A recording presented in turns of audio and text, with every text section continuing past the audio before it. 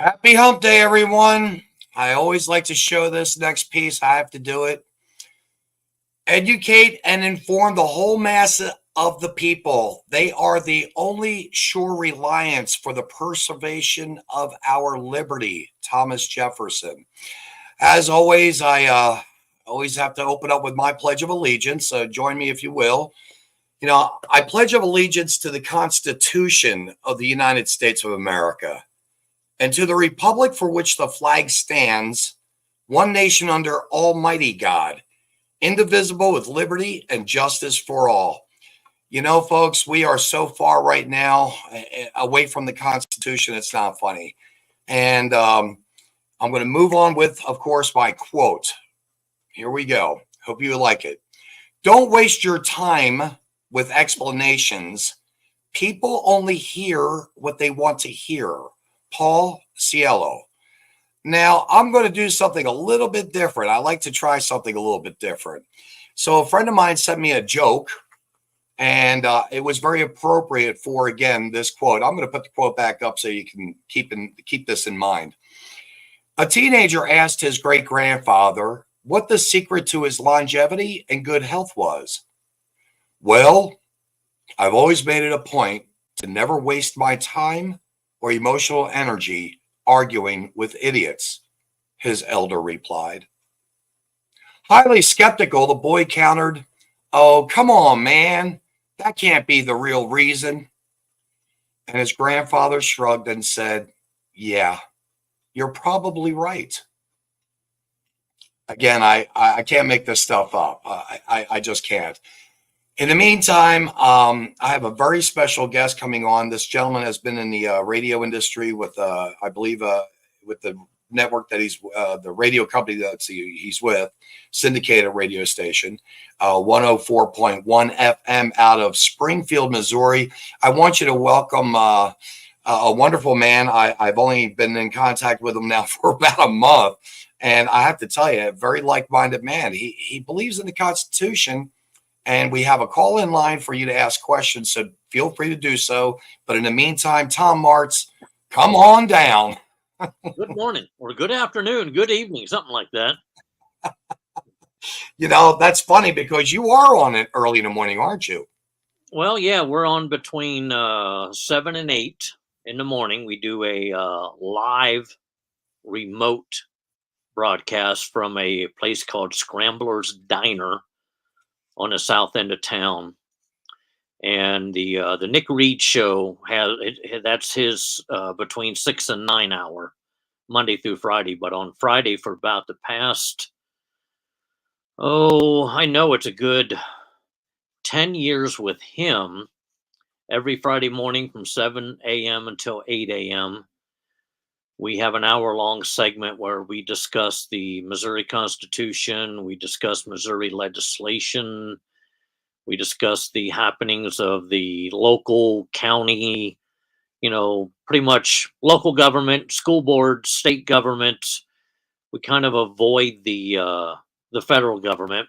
And then even before Nick Reed, I belong to a taxpayer advocacy group here in Springfield, and we had a 7 a.m. until 8 a.m. Monday morning show where we would go on with a different host, and we would discuss the things that were coming up on the city council agenda.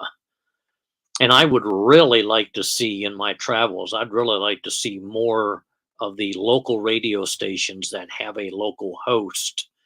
Maybe somebody reach out to them and say, "Hey, let me have 15 minutes where I can promote to the people what's happening at a school board or a local city council or a county commission, or talk about legislation that's working its way through Jefferson City." The better we're all educated, the easier it is for us to understand what is going on. Well, not that I'm expecting or wanting, but I would like to, you saw the intro a bit. What did you think of that intro as far as for the Constitution, this Constitution, Truths and Consequences program that we're trying to initiate here on the Common Denominator Network? What did you think about that, all in all? I liked it, but I think you're missing one slide. Go ahead. I think there should be a slide of the Anti-Federalist Papers in that intro. There you go. Well, we're always wanting to improve, and we do need to improve. And thank you for that. And I mean that. Thank you. The thing is, that's how people come together. We grow together from learning. And in this case here, I think you're absolutely correct. We didn't have anything on there about that. And so again, I thank you. So right now we're in a how would one say it? We're in a sticky wicket in this country. And I see and hear constantly the challenges of and I'm going to say it like this, the Democrats that hate America are literally shredding the Constitution in pieces. Is that what you possibly see as well? Well, I'm going to tick a lot of people off, but I see both political parties shredding the Constitution to pieces. It goes back even further than my lifetime, but I think one of the areas most recently would be the Patriot Act in 9/11, and that wasn't done by Democrats. That was done by George Bush and the Republicans, and it gets worse and worse and worse. And because of what I do with the Locke and Smith Foundation, I stay political neutral. Mm-hmm.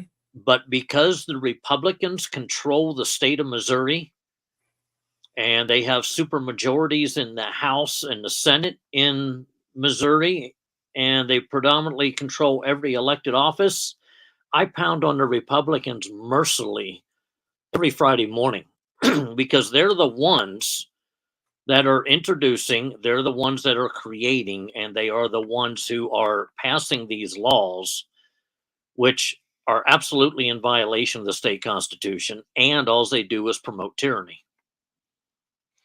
I can't agree with you more. The reason why I said the Democrats hate America and so strong in opposition of the Democrats personally is that they're going after our freedom of speech, censorship. They're going after our Second Amendment and a plethora of many other things on a federal level and around the country. We look at the open borders. You've got a Republican in Abbott, Governor Abbott in Texas, and I'm just not exactly sure why he just didn't point blank start from day one saying you can't cross. You just can't. This is not proper. Because our country has now been infiltrated with 5 million people through the processes of the DHS. And yet at the same time, we've got closer to 2 million people gotaways. And we've got cartel members, MS-13. We've got fentanyl. We've got a mess coming across the border, a sex trade and everything else. So that's why I go after the Democrats. The way I see it, it's a it's a two-tier border. It's a federal border. It's a state border.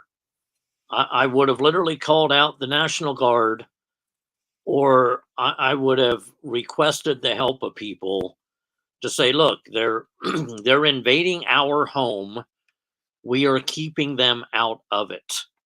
But everybody is so absolutely, they quake in their boots anytime the federal government says anything. We had that balloon.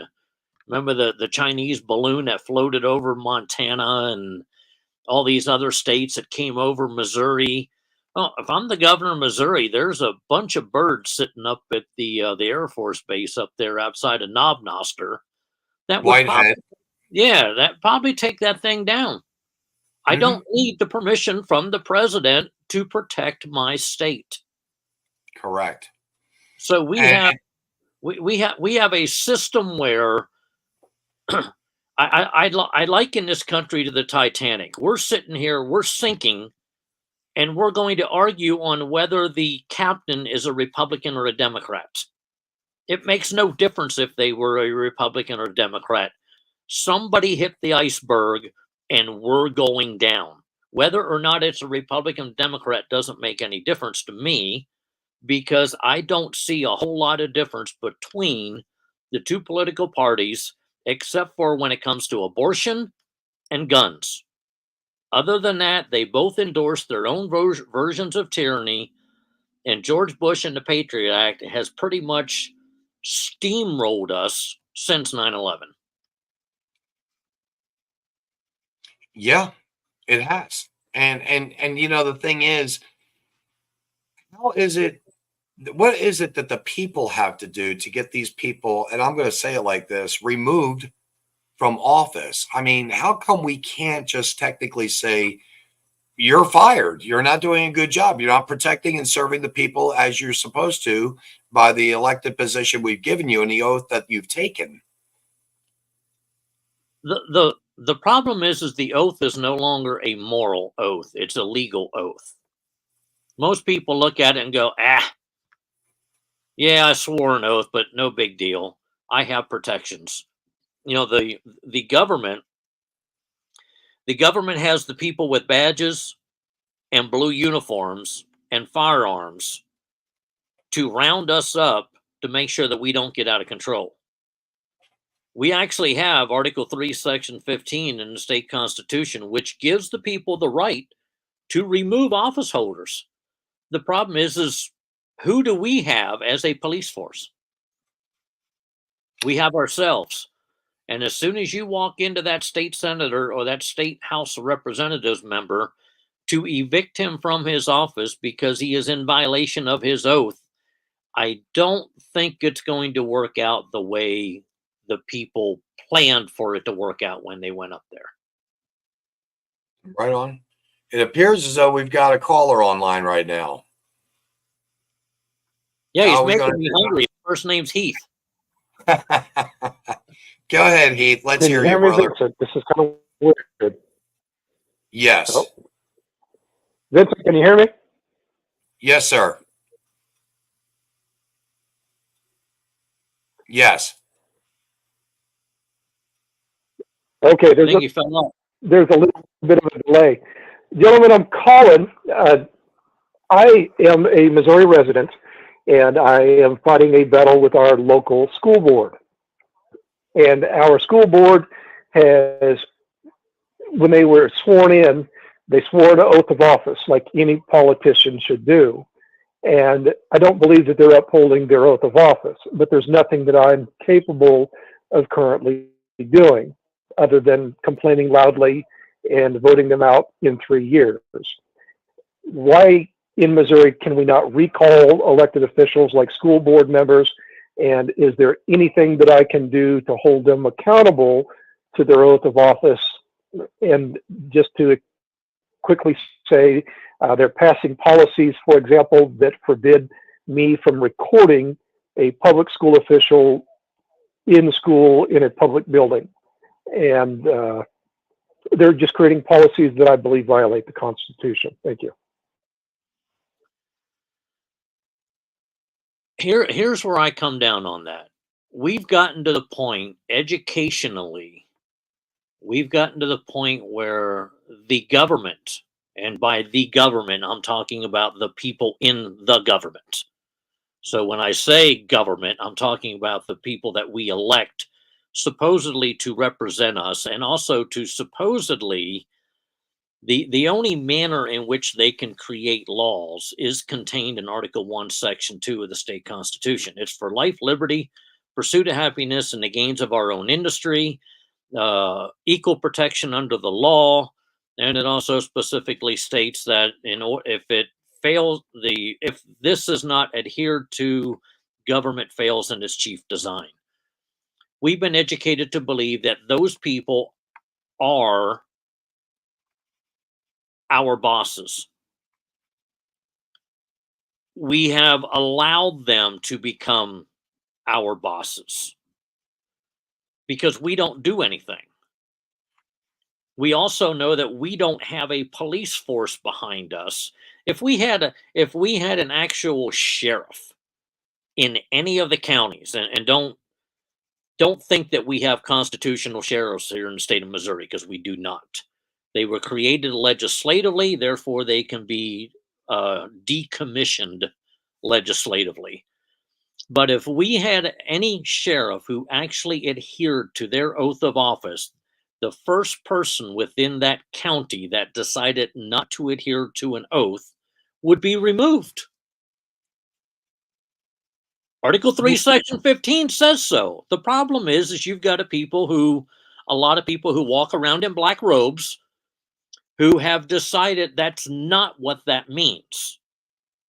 Or they have implied their own interpretation to what it is. We're supposed to be a government of the people. We're not supposed to be a government of certain people who control the rest of us. Well, Tom, let me toss something at you. You and I have spoken, and we don't know each other well. You know that I have aspirations to perhaps have the opportunity to represent the Constitution Party and run for governor's office. So I want to toss this at you. Wouldn't it be the county commissioners who uphold the executive branch of maintaining the law? Therefore, wouldn't it be the county commissioners that we could possibly go to say, listen, there is a law that's set in place. We need to work with the deputy sheriff's department, and we need to arrest them or charge them. Can't we go that route? Couldn't and let's just say I'm not the governor, but couldn't the governor say that to the county commissioner and the county commissioners? Because they are the executive branch of the county. They are the ones with that power, I believe. Well, the problem with that is there's this thing called non-delegatory principle. Now, we specifically state in the Missouri Constitution that all legislative authority comes from the duly assembled legislative body, meaning the House and the Senate. That legislative authority was not granted or given to the county or the city council or anything of that nature by the people. It was given to them by the legislative branch.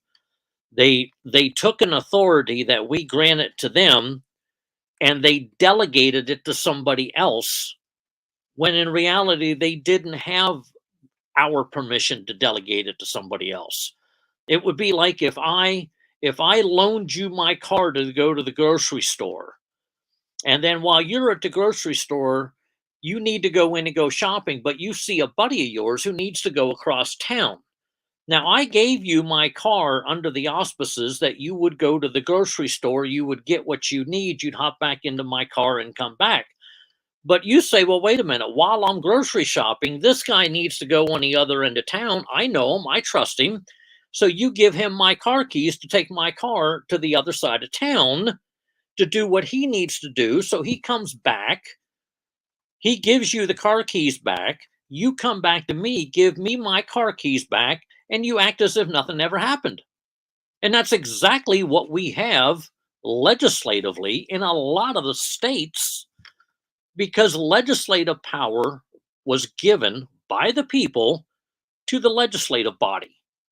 Didn't give it to a county, didn't give it to a city, didn't give it to this, didn't give it to that. We didn't give it to this agency. That was given to them by the legislature. They delegated authority and bypassed asking the people to give them the authority to do that. And that's pretty much what we've been dealing with for 100 plus years.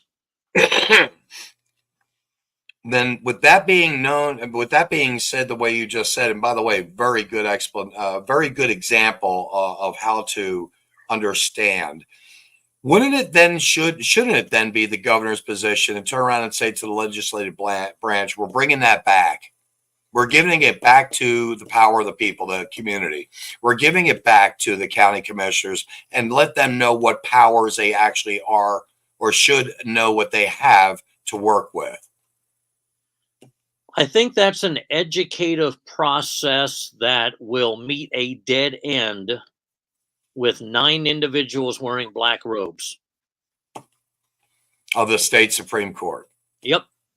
And if the state Supreme Court rules that, hey, this is the way it's supposed to be, it wouldn't surprise me to see another individual who, in some sort of a political sense, challenge that ruling to get it to the federal level.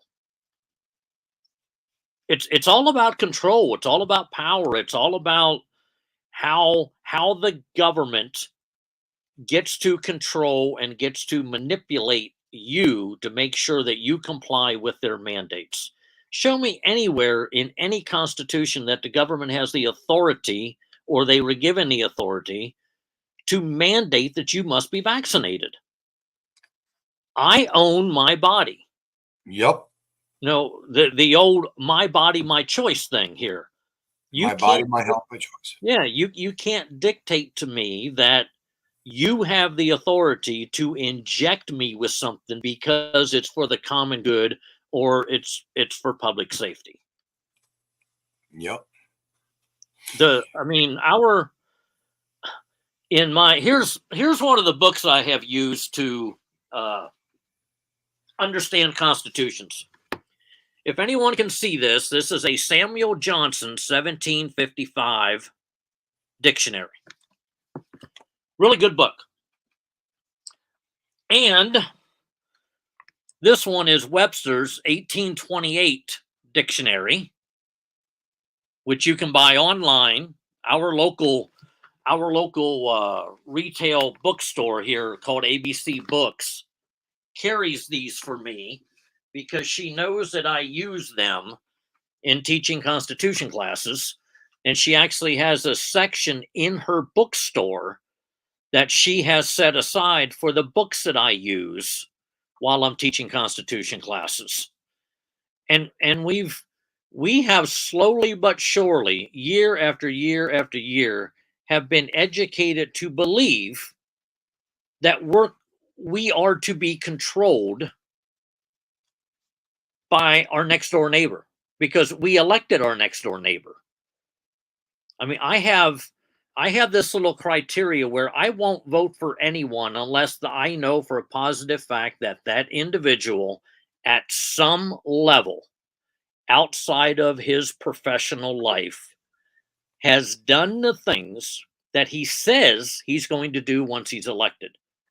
If you've never stood up at a city council meeting, you've never went to a county commissioner meeting, you've never went to a health board meeting, you pretty much have stayed on the couch, you've watched football, you've watched baseball, you can tell me every single batting average for the St. Louis Cardinals from 1950 to the year 2023.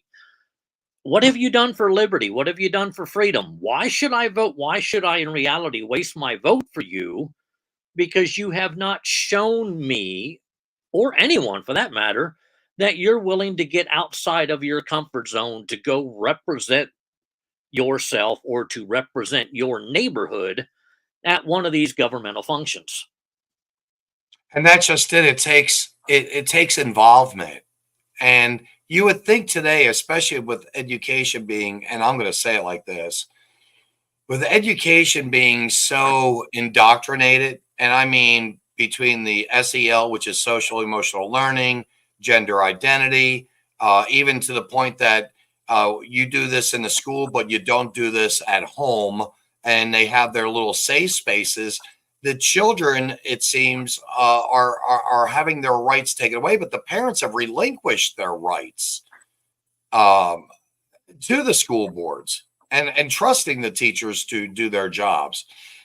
Heath here had said earlier, the states have forgotten the 10th Amendment, and we have indeed been taught to obey the federal government and defer to them.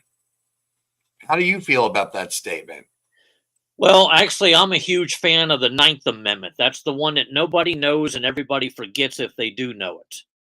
But now you and I both, from my understanding, you and I both went to school in Pennsylvania. We were both raised in Pennsylvania. So do you ever remember in any of your junior high or high school classes in whatever Pennsylvania school that you went to, do you ever remember studying the state constitution? Personally, no. There's a reason for that. It's to make it so that you believe that the federal government is supreme. Now, I think it's Article 6, maybe it's Article 7 of the U.S. Constitution does say that the The law, the United States Constitution is the supreme law of the land, and any law that is made in pursuance thereof. Problem is we forget the in the pursuance thereof. They obliterate the 10th Amendment. They obliterate the 9th Amendment. They've been obliterating the First Amendment for God only knows how long. You can go back to the 20s and 30s when they were obliterating the Second Amendment, the Fourth, the Fifth. I mean, these were supposed to be, I don't think they should have been called Bill of Rights. I think they should have been called the Bill of Restrictions. These are areas where the government, you cannot do this, and this.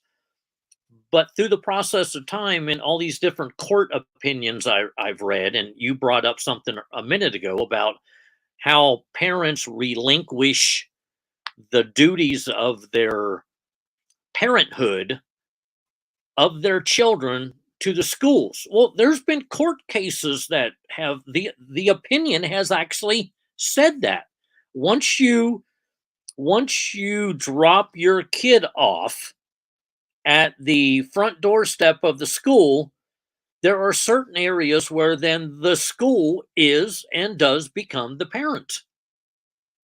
You know, we home educated our kids. Probably the smartest thing we've ever done. Now, at the time, I was an over-the-road truck driver, so if you want to talk about tiny house living, try to have 2 small kids and a wife in a condo Freightliner. Wow. You know, driving 48 states in Canada. But we were able to educate our kids in a manner where they understood that they don't have to be complacent to or adhere to things that they don't arbitrarily agree with. I mean, I'm one of those people who do not believe that the driver's license is constitutional. Now, it is if you're operating in commerce, but if you're traveling between point A and point B to see grandma, explain to me within the confines of the Constitution where that authority for a driver's license comes from. It's not public safety. And you know, that's just something I've always said. It seems to be it's a privilege that's bestowed upon you. It's not a right to drive, but a privilege to drive. Well, but it's a right to travel. And you can travel in any manner that you see fit. So if I hop on my bike and I pedal over to my in-laws' house, or if I hop on a horse and I ride that horse over to my in-laws' house, I can use the same public thoroughfares that I'm using when I hop in my vehicle and I travel over to my in-laws' house. What's the difference? The difference is finances. It's all about money. It's all about money. You got insurance, you got car tags, you got licensure, you've got the property tax. I mean, the last state to implement a driver's license was in the 1950s. So it had nothing to do with public safety. It had nothing to do with public welfare. Matter of fact, if you go back and research it, Missouri was one of the first states to issue a driver's license. You had to go down to the government office and pay 50 cents, and they handed you a piece of paper that said, here, you have the privilege now of driving your vehicle on the public thoroughfare. That wasn't about public safety. It was about revenue. Yes. In fact, Heath even said this here on the driver's license are a massive revenue generator for the states. And, you know, you've got inspections, like you said, registrations, you have your taxes on the vehicle, and all that money, by the way, this is what we're led to believe. All those funds that we get just from the DMV, within the DMV of the state, I believe it's technically supposed to go towards the infrastructure of the roads, bridges, so on and so forth. And yet we see, like, I live at an HOA. 5 years later, my roads are worse than they were before I moved in. And the saddest part about it is I don't see anything happening to where they're going to get any better. And yet our lot dues go up in our little community. So I'm looking at it microscopically in our community, how they are abusing just these residents here. And so if it's being abused here at this small scale, I can only imagine how it's being abused on the larger scale of the state. Yeah, because if you look at, I mean, there was a documentary that I watched a while back, and it dealt with U.S. Highway 30, the Lincoln Highway, which basically starts in New York, goes through Pennsylvania, goes through basically the Midwest, winds out through Wyoming, and goes up into Oregon. They were discussing how they built US 30 based on what used to be old bike roads and old horse roads. So the government comes in, and back in that time frame, it was actually the local governments, and it was also the local peoples that tried to manicure these roads to build up a tourism aspect. And suddenly a state or a governing body comes along and says, well, you can't operate that vehicle on the street that's owned by the state, or the street that's owned by the county, or the street that's owned by the city. Well, who owns the state, who owns the county, and who owns the city? The people do.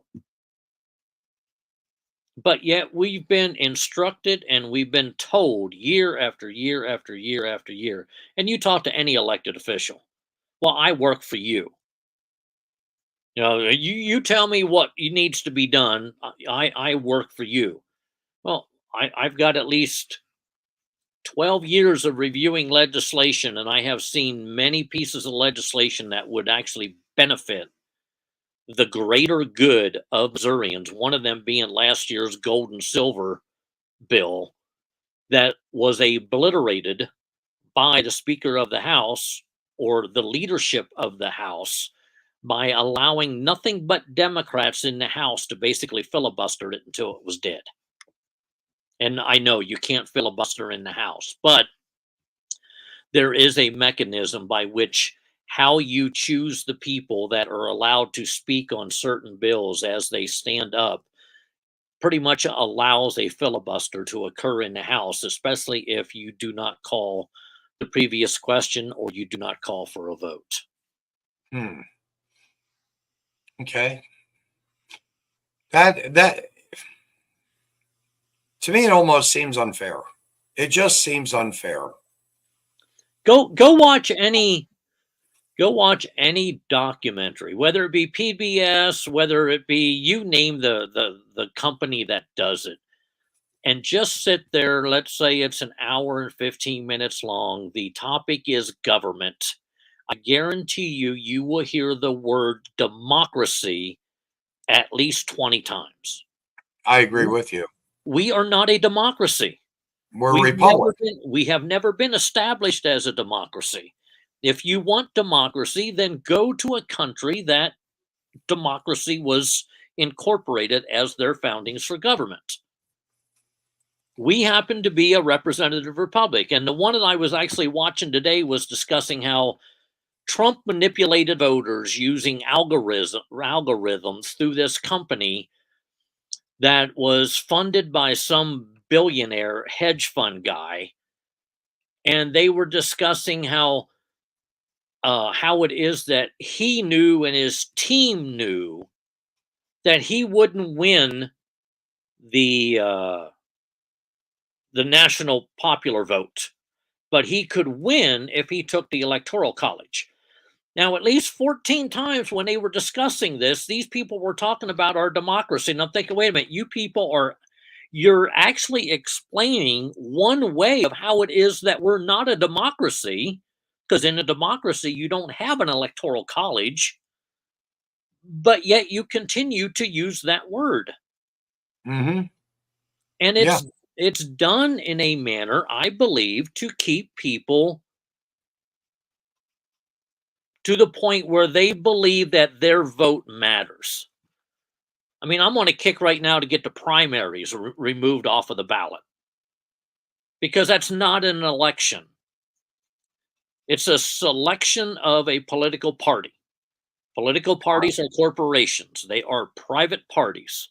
They should not be using taxpayers' money to figure out who it is that gets placed on the ballot for the general election. Yeah.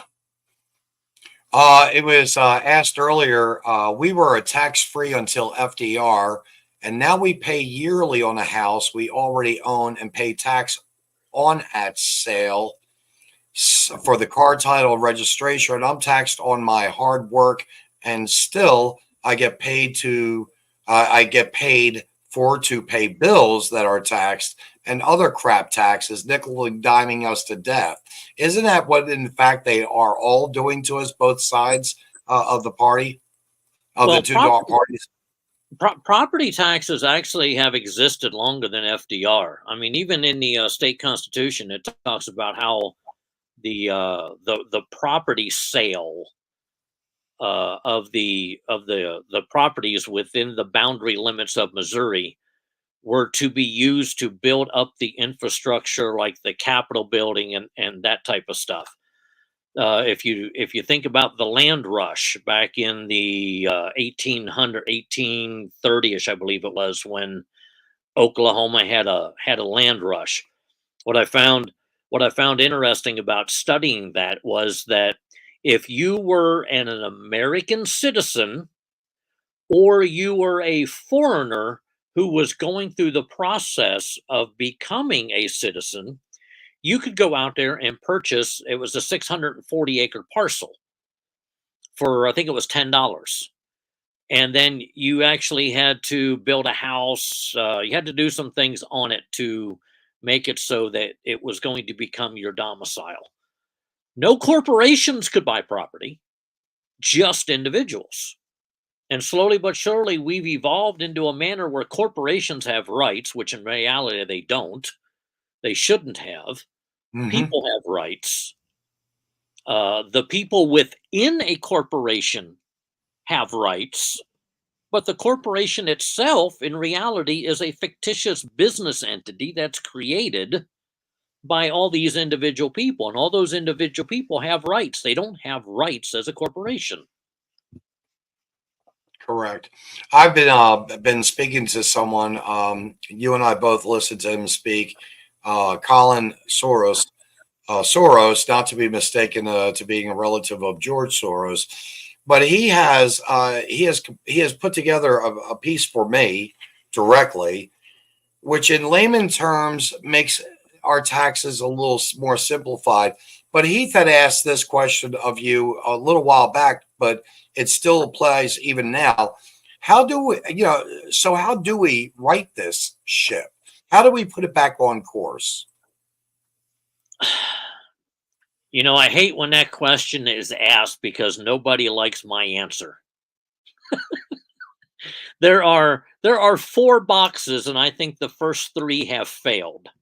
There's the soap box, there's the ballot box, there's the jury box, and then there's that other box that comes equipped with cartridges. And I think, in all sincerity, the only way this gets righted is to bring about that box. Wow. I don't see how it's going to manifest itself in any other way. I mean, you think about it. You got all these cities and all these municipalities. You know, they're like I saw an article this morning that Branson is putting more license plate readers in their police vehicles. So if you're parked in a shopping mall, if you're parked on a side road, if you're parked in your driveway, these scanners will literally pick up your driver's license, your plate number, and it will list all the information about you right there on the officer's car. About 15 years ago, the one of my sales reps over in Tulsa, we got off a little bit early, and he says, "Tom, come on, I want to take you to a place, and you're not going to believe what happens over here." So we kind of go onto the west side of town. We're not in an area that's really seedy, but it's not ritzy. It's not the slums. So you've got Super 8, you got Best Westerns, you've got like Holiday Inn Expresses, you got those types of motels there. So we parked in a parking spot, and I said, "Well, what am I waiting for?" He said, "Just watch, just watch." So about 10 minutes later, a Tulsa PD car pulls up. I said, "Okay, what's going to happen now?" He said, "That officer is going to walk in to that motel. They are going to hand over to that officer the registry of who all is registered in that motel. He's going to come back out and he's going to run everybody's info on his computer, and then he's going to take it back into the clerk." No, there's no way. You've got to be kidding me. And about 35 minutes later, I watched it all go down. And not once, but on several occasions. Now it didn't start out this way. You know darn well that what ended up happening is somebody was given the directive, "Hey, let's see if we can get these motels to release under the guise of public safety their registry of who's registered in their rooms. And that way, if there's anybody in there that has a warrant out for their arrest, we can handle it right then and there."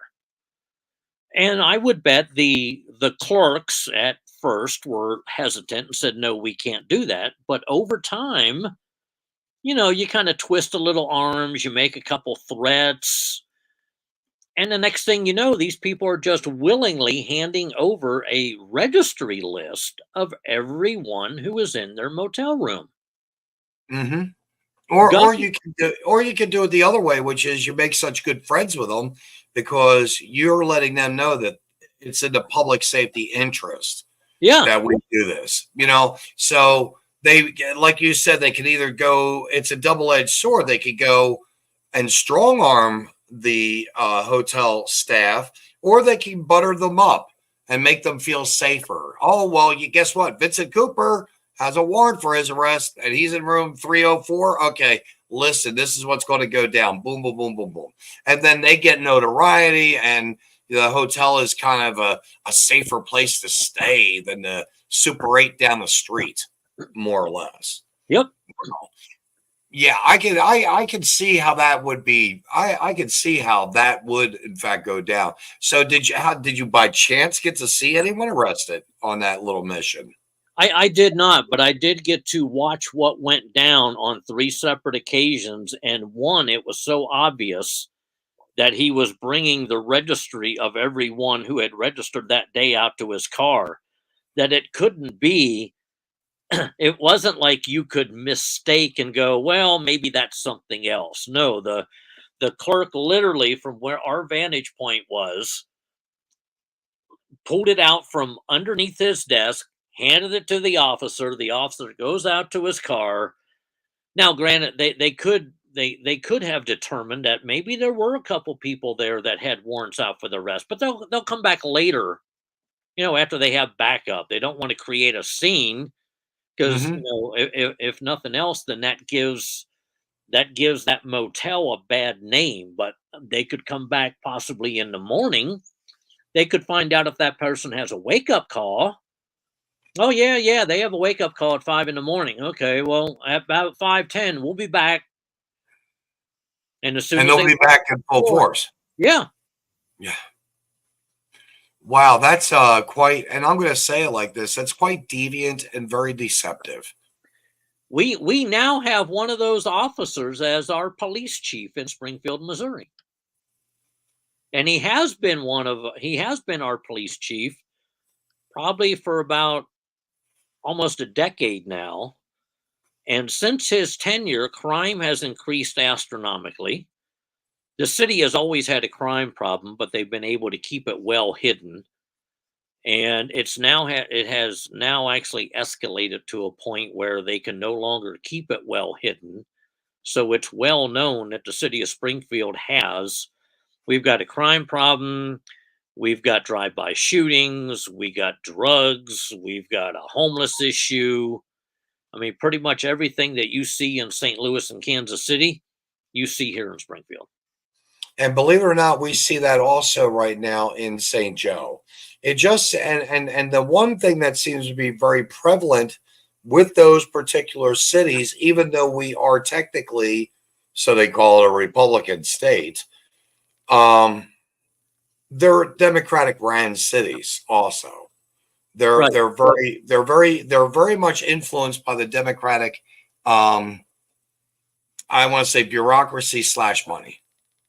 You know, they and for myself personally, my number one concern of leadership is, of course, law and order. Because if you don't have law and order, you don't have a civilized society. You don't have a safe society. You don't have a society that says, hey, I can get up at 4 o'clock or 4:30 in the morning and go jog without the possibilities of maybe being raped or mugged or burglarized, assaulted. You know, we have to really get, and I mean, this is my belief anyway. And going back to what you were talking about with the 4 boxes, I have to tell you, I like it. In fact, there's a city up in Michigan that just went full blown militia. The city said, if you're 18 years old on up, we are now a militia city. And I know I've got it somewhere in my saved stories, because you just can't make it up there. I mean, this is Michigan. You would have thought that the militias would have started, personally, I would have thought that they would have started in California, Arizona, New Mexico, or in Texas at the border, saying, hey, you know, you guys can't come across like this. This is wrong. But here in Michigan, at the top of the country, center, you know. Well, see, I call Democrats the Team Smurf cult. Since they're blue, the color of them is blue. Mm-hmm. I figured what better thing to call them than Smurfs. However, you brought up the fact about law and order. Let's say that you're an individual who does like to jog, but during your jog, every single morning at a different location, you get stopped by the cops to figure out why it is or who it is or what it is that you're doing out on the street at that time of the morning. Mm-hmm. Where is your, eventually you're not going to be okay with them stopping you. You're going to get to a point where you're going, look, I've had it. I'm out here every single morning. I jog between here and here every single morning. And for the last 7 days, I've been stopped to figure out who it is I am, what it is that I'm doing. I believe that, yes, we are a nation of laws. The problem is that we are so abused in laws. Laws aren't used to secure people's rights anymore. Laws are used now pretty much to create revenue for the state. And that's not the way the system was set up.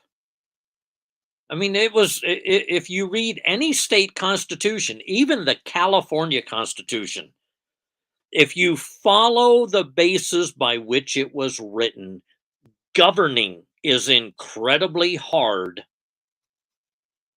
to implement anything. It was designed that way. We are a free people. We're a, you know, we're a nation of people with liberty and freedom. You know, with I think it's the song that talks about land of the free, home of the brave.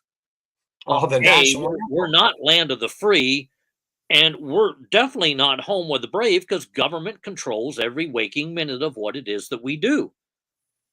If the constitutions in every single state were followed in the manner that they were written, I would bet you the law books might be half of a set of Encyclopedia Britannicas, instead of being a 100-car train car full of volumes and boxes from car to car to car to car to car to car to car to car. I mean, it's completely outrageous how many laws are on the books. I mean, we just recently here in the state of Missouri passed texting while driving. What happened to careless and imprudent? Correct. Don't give me that you can't write a ticket for somebody who keeps going over the lane and swerving into oncoming traffic. Oh, well, they're texting. That makes a difference. Well, no, that's what careless and imprudent was for. When I drove truck, Montana had a speed limit that was called safe and prudent. The Montana Highway Patrol got upset because when they're doing 90 mile an hour, somebody would pass them at 100. Well, they couldn't give them a ticket. Not, maybe in the wintertime, but in the summertime, that person was doing what they felt was safe and prudent. So the cops lobbied the legislative body, and then all of a sudden now the speed limit's 75. Well, the speed limit's 80. When I was a little kid, Arizona only had speed limits in Tucson and in Phoenix. When you came into the suburban areas, you had a speed limit there. Then after you got out on the other side, you didn't see a speed limit sign. It was just basically wide open. Well, that's how it is today in Montana. Still, that's the way it should be. Yeah. Well, yeah, and that's the whole thing. There are people like I again here on the lake where I live. They say top speed is 30 miles an hour. Yeah, you've got these people doing 15. They're looking at the deer. They're looking at the lake. They're looking at the pretty houses, and they're slowly driving and impeding the person behind them. And that can every bit, a slow driver, I've always said, can be every bit as much a danger as a person who speeds. No doubt. Because they're frustrating the other person behind them, which creates that form of what they call road rage. Again, you get that. That's another new ticket that they're beginning to hand out, road rage, which people are guilty of. But the thing is, people, to me, it's just the simple respect. You have to have respect of other people. And so many people don't want to have that respect. They're so self-serving. Like you were just saying, they're texting and driving. They don't realize for every moment that they're like this with their phone off to the side, their attention is away from this. And that's when an accident, of course, occurs. And then they say, well, it was the texting that did it. There was a woman, believe it or not, that came up and innovatively came up with a chip that would be placed into everyone's cell phone that if you are driving over a certain speed limit, you could not text. You could still make calls, i.e. a 911 call, because you're witnessing something or you've seen something, but you couldn't text. It just shut the phone down from texting after, say, 20 miles an hour. And I personally kind of liked that concept. I thought it would work. I mean, just something like that. How do you feel about something so small as far as technology? Do you think something like that would be workable with people? Only if the people themselves chose to put that in their phone. Don't put it in mine. I mean, every little step that you take towards tyranny results in tyranny. Oh, and I agree with it. He said, say no to giving government any more power. And trust me, I spent enough time out there on the nation's highway system as a truck driver. It doesn't require a cell phone and people texting not to pay attention. Most people literally do not pay attention now while they're driving, and they don't have anything in their hands. They only see to the end of their hood. Yeah. You're driving down, like we have Highway 65 that goes from Springfield. Well, actually, it goes further than that, but basically from Springfield down to the Arkansas line. So it goes through Branson. You'll get a line of cars that's doing, let's say, 75, 80 mile an hour, speed limit 65. I'm cool, but they're 3.5 inches off of each other's bumpers. Yeah. Now, last time I checked, probably none of those people have ever driven a NASCAR at Talladega, nor have they ever driven a NASCAR at Daytona. Mm-hmm. So for them to try to make the case that they can drive just as good as a Dale Earnhardt or a Jeff Gordon or a Kyle Larson or any of those other people who do it day in and day out, no, I'm sorry. All it takes is for the guy in the front to lift his foot off of the gas pedal, and the guy in the back is going to implode him. Yep. Yep.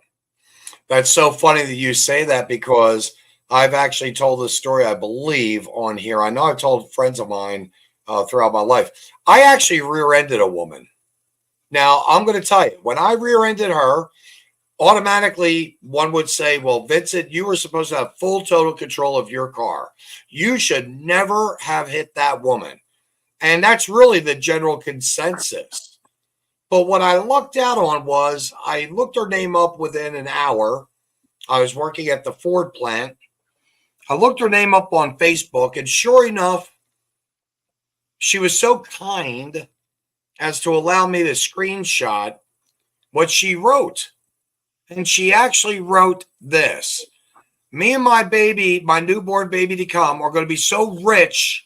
A guy rear-ended me, and I was driving like Danica Fitzpatrick, or whatever that woman's name was, or the auto car driver. And I mean, I was zipping in and out of traffic, almost got into one or two little accidents, but then I got in front of him and lost control of my car. And guess what? I'm going to be rich because he hit me. I took that the next day. Her insurance agent called me, and I told her exactly what happened. And then I said, by the way, do you have an email address? I'd like to send you some information. And I sent it to her. And 2.5, 3 hours later, the agent calls me back and she says, well, Mr. Cooper, I'll have an adjuster come out there to look at your car. And did you sustain any bodily injuries? I said, no. She goes, well, we'll be taking care of your repairs. That I know for a fact. I know for a fact every person I've ever spoken to that's been rear-ended, it's always been the other guy's fault, or if they've rear-ended someone, it's been their fault. If that woman had not written that, Tom, I would have had that on my record for the rest of my life. My only accident in my own personal vehicle is a rear end accident, where we have these new, and I don't know how many people have them in Missouri, but we have these things called diverging diamonds. So you're actually, when you cross over, like when we cross over the interstate, you switch the side of the bridge that you're on. Mm-hmm.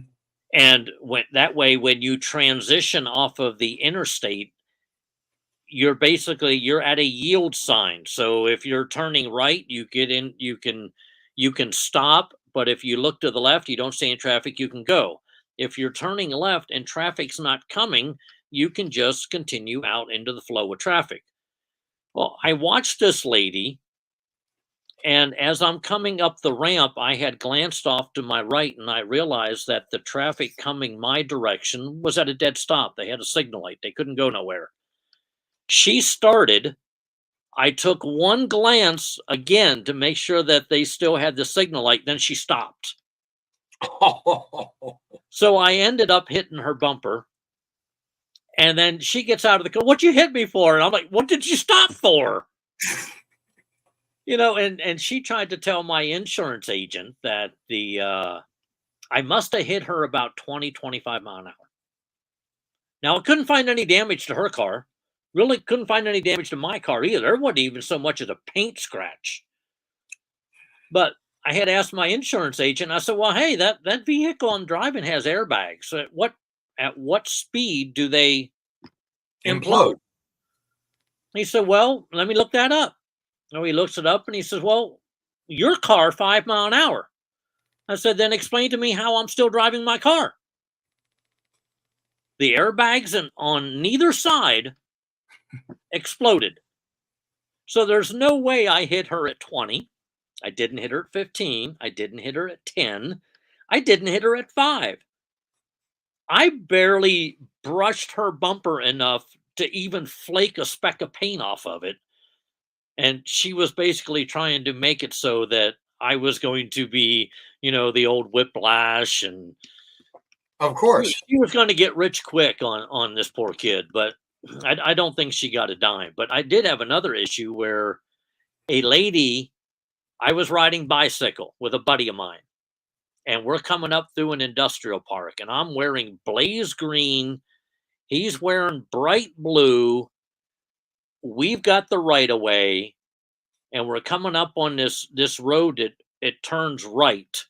So any traffic coming out of it can only turn left, or they can only turn right. There's no straight across. And as I'm pedaling past this road, I hear my buddy yell, but I don't know what he yelled until I kind of looked to my right and saw something white about ready to impale me. And I went, oh, this is going to hurt. This lady decided that she came up to that stop sign. She glanced to the left and she didn't see anything. So she's just going to blow through the stop sign. Well, I was there on my bike. So she put me on the hood. She slammed on the brakes. She shot me across the road. I'm still attached to my bike.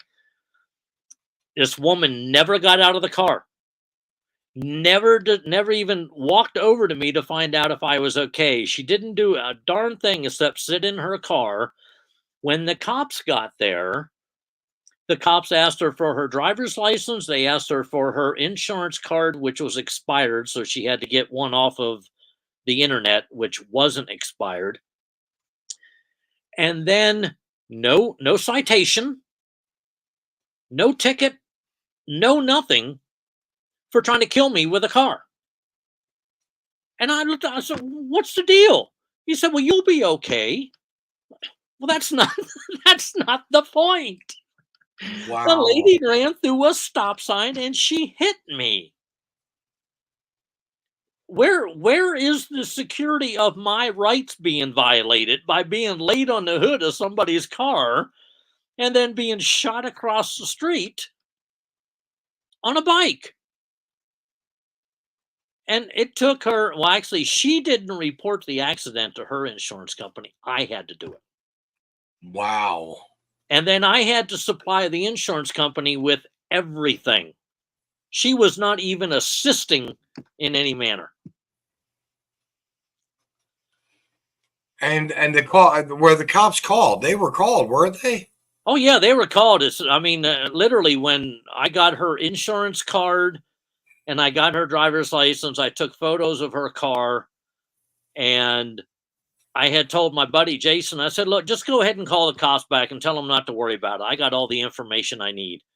And then I started looking at her insurance card. And whoa, hang on. Keep them cops coming. Right. She's got an expired insurance card, and I'm not paying for whatever it is that I'm going to have to go through, because I could feel my hip, my knee, my ankle. You know, you get hit by a car when you're doing about 20 mile an hour on a bike, and then she comes and broadsides you at about 20, 25 mile an hour. It does it leaves a lasting impression. Well, of course it does. And everyone's body is technically very different. Someone who's more muscular may be able to take a blow like that, shrug it off. And someone who is an average person or a let's say not even average, they're not a muscular person. They're very skinny, thin, so on and so forth. And they get into that situation. They could have gotten hit. They could have gotten hurt very, very badly. A broken bone even. Luckily for me, when I finally decided to go to the hospital, my ankle had swollen up about 6 times its size. And it was like 37,000 different shades of whatever color that you could possibly contrive out of a Crayola box. So I finally went to the hospital. I asked them to x-ray my ankle to make sure it wasn't broken. My hip had a bruise on it that basically went from the belt line halfway down my leg. And the doctor had asked me, he was an avid bicyclist and a motorcyclist. So we kind of got onto the topic of where it is that I was riding. And he says, well, let me ask you, do you have clipless pedals? And for people who don't know what clipless pedals are, you actually clip your feet into them. And then you have to unclip. So they're kind of like skis, how you have to clip into skis and then you have to unclip out of them. Hmm. And I said, well, yeah, I do have clipless pedals, although I hate them. He says, well, you ought to be thankful that you had them, because had you not had them, your leg would be in a cast right now, because what happens when somebody lifts you up off the road the way she did and then sends you sailing across the road, because you were still clipped into the pedals, it kept your legs attached to the bike instead of your leg falling down on the road and stopping your momentum and then basically snapping it out of your kneecap. He said it would be ugly if you weren't in those clipless pedals. So, you know, sometimes you got to get hit by a car to learn lessons. And that's just giving you a ride you weren't expecting, you know. And you're going places you didn't really think that you had to go, or you never thought that you'd be going. You know, that's the whole thing, you know. So many people, not everyone, but so many people, and like you were in fear of for a moment, no insurance. They just don't want to be responsible. They don't want to have the insurance. They don't want to abide by the law. They don't want to take, you know, go by the state law. So it's kind of like a double-edged sword. Once again, you're damned if you do, you're damned if you don't. But I'd rather have insurance personally in the event that something were to happen, so that at least hopefully if I were to hit someone or someone were to hit me, if they don't have insurance, my insurance, in other words, full coverage, my insurance would cover it. Unless, of course, it's obviously my fault, you know. But you know, that's got to be a very scary situation, no doubt. So Tom, let's get back on track to talk about the meat of our state, because again, you seem to have spent. You said something, I think. Correct me if I'm wrong. You were handed a state constitution of laws in California on the transit system like 25 years ago, when you were like only 10 years old, because you're only about 35 now, right? Yeah, I only wish I was 35. I just celebrated the start of my 6th decade. Oh, we'll get this one real quick. Insurance in case something happens is a good justification for carrying a firearm. Well, actually, I like Chad. Chad says they just installed a few of those diverging diamonds here in Florida. I tell you what, I have come to like the diverging diamonds at first, and I think the Don Corleone can relate to this. When they first installed the diverging diamonds, they didn't allow, when they marked off the road, they didn't allow for the off tracking of a semi trailer. So the one that we have right down the street from our house became what we affectionately became to us was demolition diamond, because the way the lines were on the road, the cars were coming right up next to the semi trailers, dual axles. Well, the trailer would off track over the line, and the next thing you know, it's sitting there rubbing away on somebody's driver's side door or fender or back door or rear quarter panel, and it was a royal mess. And MoDOT knew all along that the roads weren't marked correctly, but it took them about 3.5 months to come back and go, well, you know, maybe we ought to design these a little bit different to allow the vehicles that are 75 foot long to be able to navigate them easier than the vehicles that are only 27 foot long, which can navigate just about anywhere. Well, I'll tell you what, I'm very glad you picked up on that. My bad, by the way, everyone.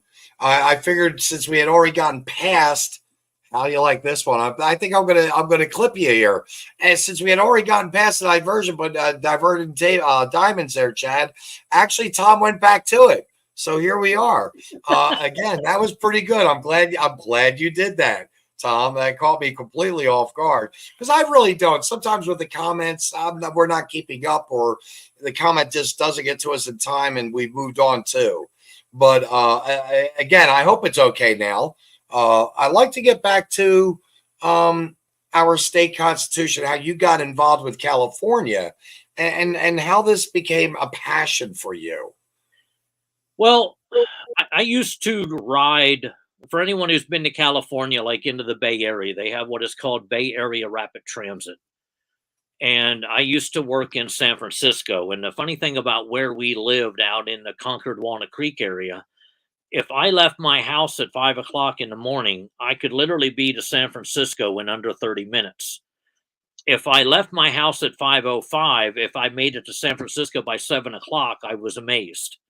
Just that 5 minute time frame, the amount of and the volume of traffic that would hit the highway between Concord and Walnut Creek and all the other little towns down through there, it's only 35 miles, 38 miles max from where I live to downtown San Francisco. And I started riding BART, and I became an avid reader of Clive Cussler. And then I became an avid reader of Dean Koontz. Well, one day I'm really getting into this Clive Cussler book, and I always sat back on the train, so I'm beside a door, and I can see who's walking down the hallway from the other door. And this gentleman, no disrespect, kind of had long hair like you do. He had it pulled back like you do. And he had this little Fu Manchu mustache. And he had this satchel of books with him. And he's slowly walking down. I'm the only person in this car. So he's slowly walking towards me, and I'm kind of glancing up, not making it look obvious that I'm trying to figure out why he's, navigating from one train car to another when most of the cars are empty. But as he gets to me, I see him pull something out of his backpack, and he slides this book in front of my book and says, "You might get more out of this if you read this." And then he went through the door. Now, my first thought is, what the hell? What? Jehovah's Witness? Yeah, what just happened to me here? I'm minding my own business, and I've got some dude who has decided he's going to invade my space, and he drops this book in front of me. And yes, I was thinking Jehovah's Witness. and then I went, wow, it's a state constitution of California. California has a state constitution? Are you kidding me? I'm only familiar with the U.S. Constitution. It's all I've ever been taught. So I did. I started reading it. And I got a buddy of mine who would always tell me, in order to figure out where it is that we came from, you have to go back to the beginning. To where we started from. So I had asked him about a couple things in the Constitution. He said, well, Tom, in order to figure out what that says, you have to go back to the beginning. There's words in there that I didn't believe that the meaning of those words meant what they meant today or back in that time frame, as I believe the definition of the word had evolved over time. So I went to a local library, and I had asked the lady, I said, hey, what is the earliest edition of a dictionary that you have? She said, oh, we have the 1828 Webster's Dictionary. It's over in section 131.16a, the old Dewey decimal system that we had to deal with back in the time frame. And the microfiche. Yeah, and the microfiche. Well, I ended up with looking at a lot of the dictionary on microfiche, and I also found the book in the library. I checked it out. I started reading it, and I thought, wow, for what we're being told of how government functions. See, I remember we were taught just enough of the U.S. Constitution to make it appear that we knew how government was created. Correct. And that was about it. Just enough civics. Yeah, I mean, they would show us, like, your screen up here has got the "We the People" thing. Well, that's pretty much what we learned in our civics class was we the people, we elect our governing people. They govern over us to provide us for the public safety, the common good, to make sure that you're not mean to your neighbor. These are the people that we have put in control of how it is that we function as a society. Oh my God, did I ever learn that was incorrect? The more I read, the more I looked into the California Constitution, and then when I started driving truck, there was occasionally, there'd be times where I would get to other states where I was actually at the Capitol building, and I would walk up and ask them, hey, do you guys have a state constitution? Oh yeah, just go up to the Secretary of State's office, they'll give you one. And as you start reading these things, you really have to question whether or not what you were taught in school was factually accurate enough for you to believe it. Mm-hmm. And we pretty much have been told from the very get-go, respect authority. When you're told to stand in line, don't butt in line, don't say yes ma'am, no ma'am, yes sir, no sir, be gratuitous for the things that you've gotten, don't question what you're taught, just get your homework done. So I ended up doing a whole bunch of state constitutions, reading state constitution, delving the meanings down to where the time frame was when these words were first used, not when they've been used now. And what I determined was that everything I learned about the United States government and state governments was wrong. I mean, I even took 2 years of law school, constitutional law, only to determine that they're not teaching the Constitution at all. They're teaching us the precedent opinions of other judges. They don't ever go back to the Constitution and go, hey, what exactly does this say? No, they'll find a case that it has some similarities to it. And then they'll go, well, wait a minute, in let's say Billy Bob versus West Virginia, this is how they ruled. Well, that case is quite similar to this case. So we'll use that precedent to determine how it is that we're going to rule on this case, because we don't want to upset the apple cart. That's a very good analogy, because it makes good sense as to how they factored in, again, the ease of indoctrination. In fact, Heath had said this, and I thought it was quite interesting. Your dictionary of the 1828, he said that I will guess that regulated is one of those words that found interesting to see how it was defined, or in this case, how it's been watered down, refined, given a new definition from that time period. I'll bet you that would be one word in particular that would be very strong of change. See, in my opinion, regulated is one of those words. See, the first and foremost, you have to understand that individuals have rights. The government doesn't grant us our rights. So even when you look at the term regulated, it states in proper functioning order. Who has the right to a firearm? The individual. Therefore, who is it that has to have that firearm and themselves in proper functioning order? It's the individual. Government doesn't get to do that. Mm-hmm. Government was told, hands off.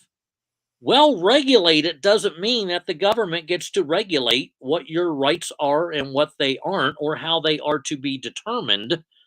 Regulated meant that you as an individual, you as a member of the militia, you as a member of whatever it is that you're a member of, you are the one who has to maintain your fitness, your stamina, and to make sure that your firearm and you are in proper functioning order should you be called upon to use it. It was not for the government to do it. No, it's for you to be responsible and accountable. For you to be the, I want to use a phrase, caretaker. That may not be the best word to use, but for you to be the one that encapsulates and makes sure that you're being, again, responsible, and you're making sure you're doing the right thing. You're holding yourself accountable. And that's where I see a lot of society right now not everyone again, but a vast majority of people, they don't want to be accountable. They want to be pretty much told what to do, how to do it, when to do it, where to do it, why to do it, without ever having to think about how it's going to actually affect them and their families around them. And Tom, that's very, very sad, in my opinion, that we have gone so far into that mindset of thinking. It's scary to me, because that's where, like someone had mentioned earlier, if you don't have insurance, someone has to inspire insurance. That's where you got a firearm, to keep a person in place, because chances are they're going to get back in their car and say F you, and they're going to just drive off.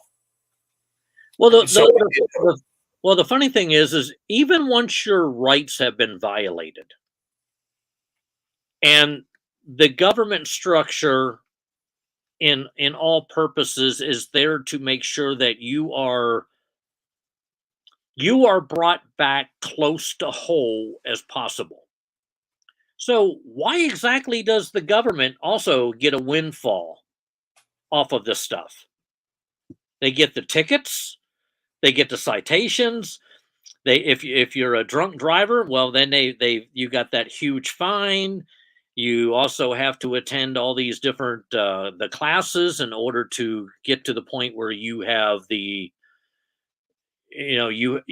have shown society that you paid for your crime. You commit a crime against me, I don't care what you show society. You need to show me that you have basically paid for your crime. Mm-hmm. I mean, John Day, here's another quote that I think you ought to put up somewhere, because you got the U.S. Constitution right here. It's by John Jay, who was the first Chief Justice of the Supreme Court of the United States. He's also the guy who, in Madison v. Marbury, made the case that any law that's not codified within the Constitution is null and void. But he said, every member of the state ought diligently to read and to study the Constitution of this country, and teach the rising generation to be free. By knowing their rights, they will sooner perceive when they are violated, and be the better prepared to defend and assert them. We lack that. I was just talking with Heath. Heath, by the way, is a good close friend of mine. I was just talking to him because the Missouri law states that when you enter a public school, you are supposed to have, the public school is supposed to display the Bill of Rights. And we don't have a Bill of Rights in the school. In fact, you're lucky if you can find a flag in the school. You're going to lucky be going into a school that will even allow for the Pledge of Allegiance, or just a 2 to 3 minute silence of prayer. I mean, you just don't have that anymore. Again, all of that has been removed. The moral fabric of our society has been removed by, in this case, the educators of our children, the people that have them for 8 to 10 hours a day, thinking that they are. And I used to have that mindset. I used to believe 2.5 years ago, it's changed a lot, Tom. I used to believe the most important people in our society, and I can't even believe I'm going to say this, because talk about really having a new look at this. I used to believe it was the teachers, because if it wasn't for them teaching carpentry or plumbing or print shop or Photoshop or theatricals and musics and so on, if it wasn't for them doing that and having us all playing together, notice I just said all playing like a fine-tuned machine, working together in shop classes, I really felt that they were the most important part of our society. But I'm beginning to wonder, where have we allowed them to just destroy our society? Because now I look at teachers, I have nowhere near the respect. And I can name almost every single teacher I've ever had, both in high school, grade school, and in college. But it's all changed now. See, here's where I think the difference is. When you and I went to school, and we're close to the same age, so we went around the same time frame. No matter how hard you looked at a teacher, you would not be able to tell where they sat politically. Now, you within the first 5 minutes of listening to somebody talk, you can almost specifically, you would be probably 95% accurate in where they sit politically simply by listening to them talk. And that is expressed in everything that they teach.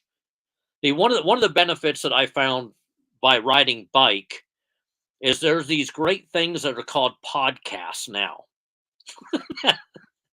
that I've really tuned myself into. Like I've listened over and over and over again. I've listened to the Anti-Federalist Papers. I've listened to the Federalist Papers. I've listened to all these different, somebody will read the Magna Carta. So, and that's what I hope to do with my podcast. I want to be able to actually create a audio book of the Missouri State Constitution. That way people don't have to, if they don't want to, they don't have to sit down and read it, because it's absolutely nauseating to read the state constitution. And if anyone thinks ours is bad, I welcome them to read Alabama's, because it's 3 times our size. Yeah. It's absolutely miserable. But I would like to start, and because of the Locke and Smith Foundation, because it takes us so long to do what it is that we do, we only have like I'm still not done scoring the spreadsheets. So I got to get that tabulated and done. But after meeting March, April, May, June, July, August, September, October, November, you get to the point where you need a break. I mean, we review on an annual basis. We review probably close to 200 bills on the House side, probably 130 bills on the Senate side. That ends up equating to over 300 votes on the House side, probably about 190 to 200 on the Senate side. And after that, I don't want to call it a labor of love, because it's not like I love doing it, but I think in all sincerity, after a certain point, you get burnt out. Mm-hmm. So in order to start something different now, and I've told the wife for the last 5 years I wanted to do a constitution of the podcast of the state constitution, not only ours but all of them, and then make them available to all the Secretary of State's offices and say, hey, look, I've done your constitution. You can link it onto your website. Find somebody when your constitution changes to go in and edit what has changed, so people can stay and maintain up to date. Yep. But after, with the Locke and Smith Foundation, after it takes us 10 months, 9 months to do what it is that we do on an annual basis, you get burned out. You just want to sit back, put your feet up in the air, have the cat lay on your lap, and just pet the cat, listen to it to purr, and think, wow, somebody loves me. That's so funny, because I have a cat 14 months later, finally sat in my lap last night for the very first time. 14 months in this house. I was panicked a minute ago because ours walked into my wife's office, which is where I'm at. You can tell we're remodeling behind me because of all the wallpaper and stuff is gone. But usually she likes to jump up on this desk, and right where I have the computer sitting is where she drops her body. And there have been times where I have been doing stuff on this computer. She'll come up, sit right down on top of it, and I have no idea what she does with what I was working on, but I'm never able to find it.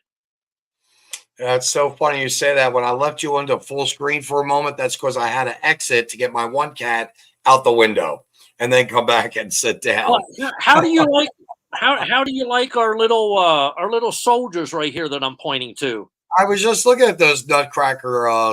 They look like nutcracker soldiers. They are nutcracker soldiers. They're 5.5-inch ceramic pots, or no, I think those are They're like 2 feet. Yeah, they're 2.5 foot tall. Yeah. They're 5.5-inch round ceramic pots. We've got a couple that we made out of 10-inch ceramic pots, so they're about 4.5, 5 foot tall. And then we've got a bunch that we made out of like the little 2.5-inch ceramic pots. Okay. But yeah, they're all hand painted. We got into making them for Valentine's Day, St. Patrick's Day, the 4th of July, Christmas. We have yet to figure out how to do a pilgrim and a pilgrimette in that type of thing. But once we get it figured out, we'll have those too. That's nice that you take that time to, and that's what you have to do. You have to take your time sometime to break away from, as you were just saying earlier, break away from the monotony, the struggle, the painstaking going through everything. I do want to hit a couple of these because, especially this one here, I'm going to open up with. Don Corleone had said, Reagan, the scariest words of an American can ever hear is I work for the government and I'm here to help. In fact, the other day, the Department of Education, the secretary, his name was just on the tip of my tongue. He blotched that up to say that, we're for the government, we're going to help you. No, that's not he goes, and he was quoting he was literally quoting President Reagan saying, yeah, it's like President Reagan said, yeah, I'm for the government and we want to help you. No, that's not the context of what Ronald Reagan was saying, But Heath has a few more comments here. Oftentimes, the color in their hair is enough to know where they stand politically. I think he's talking about the teachers, in the school. And I mean that. It's reading they say you can't read a book by its cover, but I've got to lean towards what he's saying is pretty much true. Because you had said you could usually spot the teacher in 5 minutes and know their politics in a moment,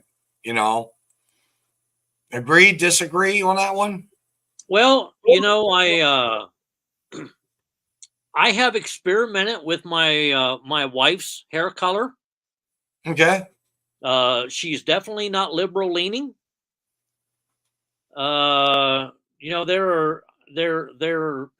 how do I want to say this?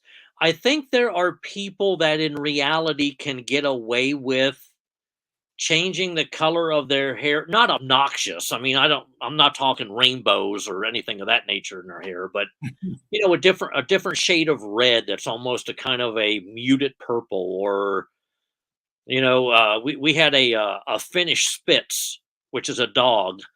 And one day they had shaved her to make her look, because she had a big old mane around her head like a chow does. And we took her in to be groomed, and they shaved her bald, except for the end of her tail, which had a big ball on it. Mm-hmm. They left the big old the mane around her neck, and they left the fur down by her paws. And they painted her tail green because it was March. So they decorated her for St. Patrick's Day. So after we got her back, I felt guilty that she was going to be home and I was going to be at the parade. So we ended up walking around the parade with her, and she's just proud as a lark. She's got the little St. Patrick's Day stuff on. But there are times, I think, in reality, it doesn't take but maybe a 5-minute conversation to figure out where somebody's at politically. Now, I hate to blow up Don Corleone over here, but he needs to look up the Mulford Act. Okay. Mulford. It absolutely, when somebody told me about it, it absolutely changed my opinion of Ronald Reagan like that. Okay. Right on. He was not as Second Amendment as people believe he is. No, but the one thing I will say is Ronald Reagan actually did voice a thought of we need to secure our borders. Correct. He wanted to push that, and I've got to tell you again, both parties, both sides, nope, we're not going to even think about it. But he did ask, and I'm going to go back to the green that you were just talking about, your dog's fluffy tail. How about those Missouri Constitution changes for recreational weed, the green stuff, and the garbage included with it. What did you think about that particular change? Both of those amendments, and I may be wrong on the section, but I know in Article 3, I think it's Section 51, it states that you can't put something on the ballot if it has multiple topics in it. And in reality, whether it be recreational or whether it be medicinal, all's the legislative body had to do, but they wouldn't. So this is how we ended up with these amendments. All they had to do is to remove the term cannabis off of the schedules in the state of Missouri, and it would have made cannabis legal across the board. Now, it wouldn't have been legal anywhere but Missouri, but now we have these same people. For the last 2 years, our legislative body has tried to pass a law where if you work in the weed industry, in cannabis, that you have to go through a federal background check. What's wrong with that picture? Where is weed still illegal? At the federal level. Yep. So if you're requiring people who work in cannabis to go through a federal background check, all you're doing is you're giving the federal government a complete database of everybody to come in and arrest. Yep. And you're also making money again on that, because I guarantee you, when you have to go through that, it's kind of like being a bartender. You have to pay in the state of Missouri, at least in certain sections. I know down in Kansas City in particular, in order for you to serve liquor, you've got to pass a background check, and you've got to pay, I think it's $25. And I know it doesn't sound like much, Tom, but the thing is, it's $25 here, it's $25 there. It all builds up when you've got, 2,000 bartenders in the city. And that's just that right there. It all adds up. Okay. And so you're looking at, again, it's just the machine. You're feeding that money machine. And with that money machine, of course, comes that power. And that power is where we, the people, I feel, we have relinquished our power to the government blindly across the board in saying, hey, guess what? Yeah, I guess we got to pay those taxes. I guess we have to do that, and so on and so forth. Wow, nice calico, but you tell me. Yeah, this is the Zatanna. Zatanna. Gotcha. She is like the Tasmanian devil. Over here, it's Don Corleone writes here, when Oklahoma legalized, they ended a multiple decade debt at state level and had a surplus in less than 2 years, and that was legalize it. And Colorado did the same thing. And what they did was in Colorado, and I'm sure that they're going to be looking at doing this in your state there in Oklahoma, is that they're going to end up giving the taxpayers some money back. And the taxpayers are going to think this is great. But the reality of it is, with inflation the way it is, they're just only taking that. And gas, heck, that $250, that's all gone within a week and a half. Well, I don't know. I don't know what Oklahoma's state budget is. I only know ours. Ours is about $51 billion, of which 25 billion of that comes from the federal government. And about 10 years ago, our state budget was about 24 billion. A decade later, under the control of, dominated by Republicans, we have ballooned our state budget to $51 billion. We've got to stop it. It's a runaway train. It's a runaway freight train is what this is. Well, and it's only getting worse, and it's going to continue to get worse if we don't figure out a way of, and I'm going to say it like this, restructuring our taxes across the board. Nobody wants to remove themselves from the government teat, meaning the federal government teat. Mm-hmm. And the argument will be, well, if we don't take it, then they'll give it to that other state. Correct. And the school districts are the same way. Well, if we don't do this, then we'll lose our funding. If we don't do that, we'll lose our funding. I mean, if you look in the state constitution, the education system has one demand of it, and that is to raise a good citizen so that they can provide for and respect the rights of others.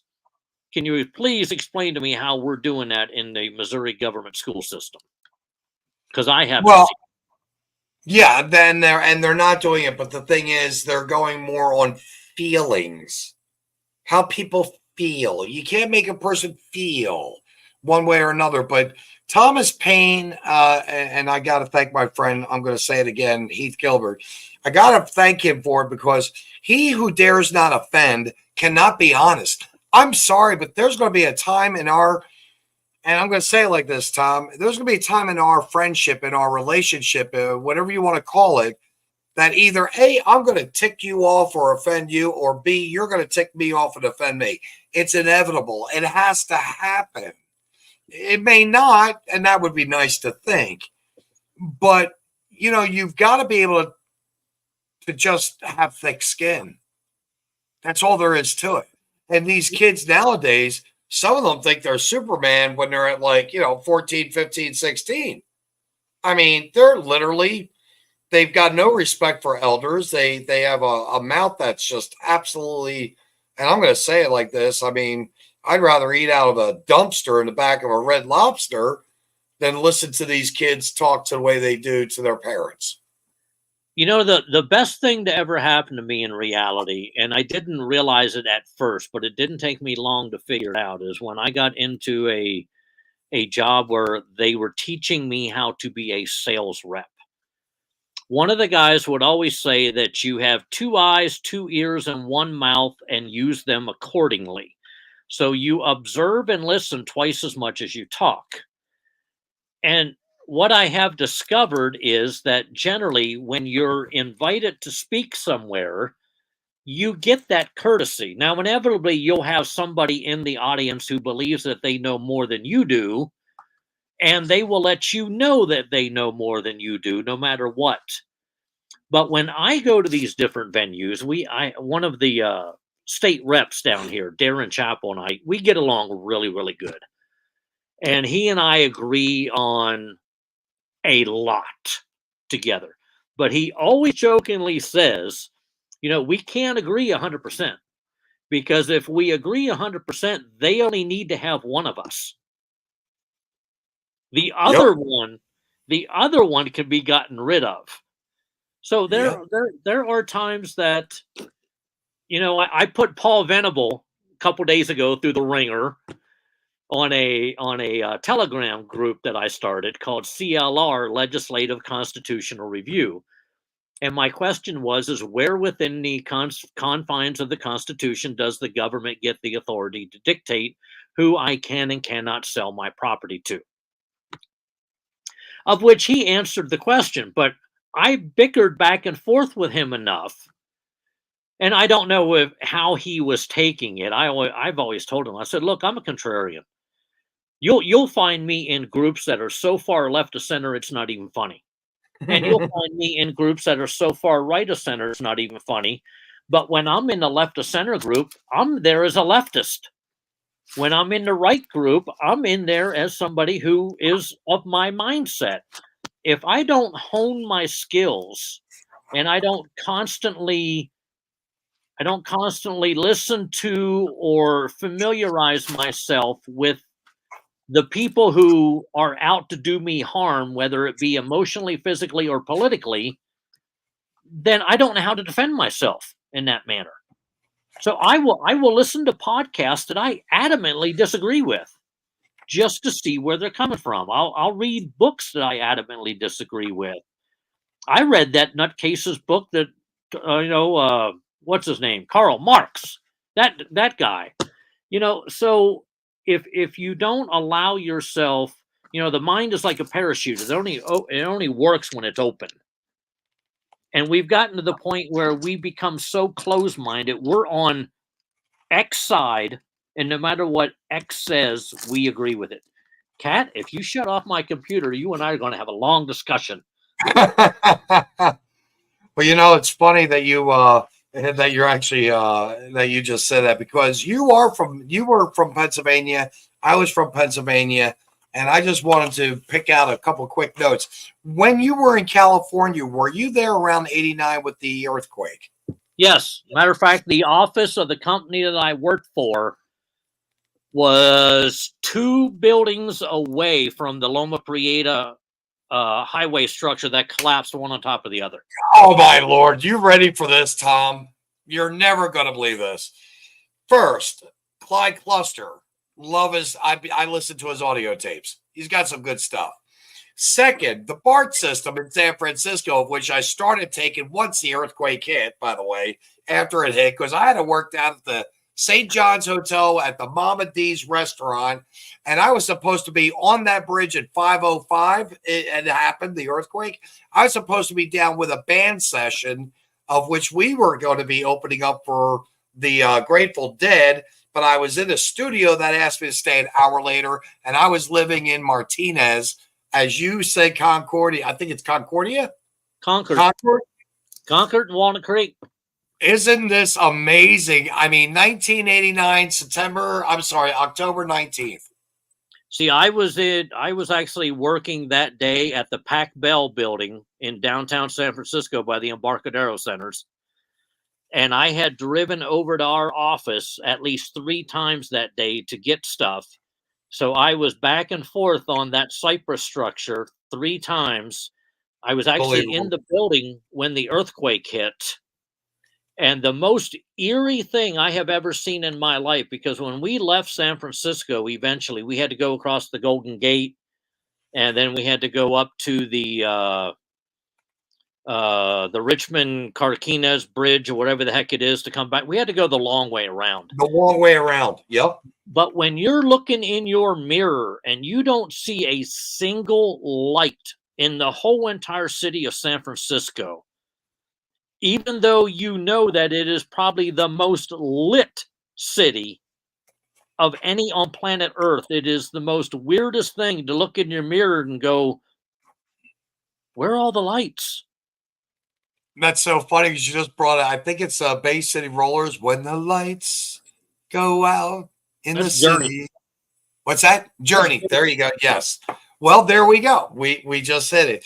Listen, Tom, I want to thank you for taking the time. This is good. Can't wait to read this last piece. I didn't realize. But anyway, I want to thank you for your time coming on here. You really answered some good key questions that people needed to hear.